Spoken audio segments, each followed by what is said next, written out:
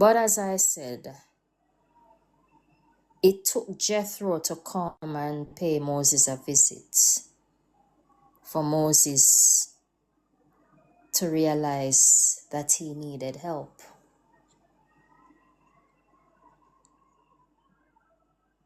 He needed to start issuing out responsibility to others.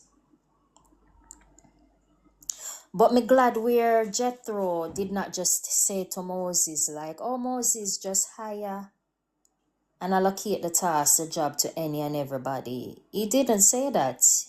He was wise enough to say to Moses in verse 21, but select capable men from all the people, men who fear God, trustworthy men who hate dishonest gain, and appoint them as officials over thousands, hundreds, fifties, and tens.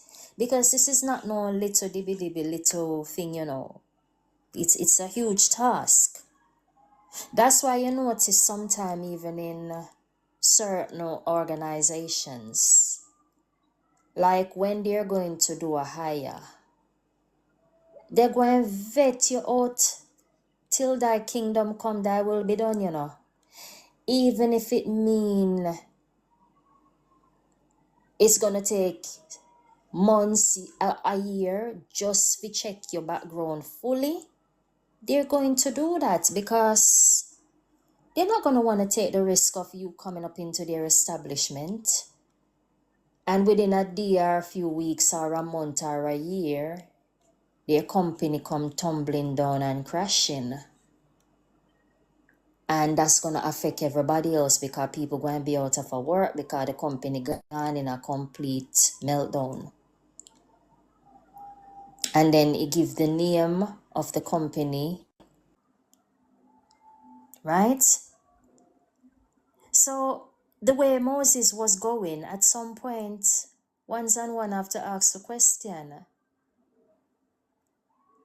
If Jethro never paid Moses a visit and encouraged Moses to start allocating tasks to others, would Moses had carried on living to fulfill the rest of whatever God wanted him to do? And that's why when I say sometimes you have to know when it's time to hang up the boots and pass on the baton to the next person to finish maybe a specific area, so you can carry on to fulfill the next area that God wants you to do. Because Moses, him too was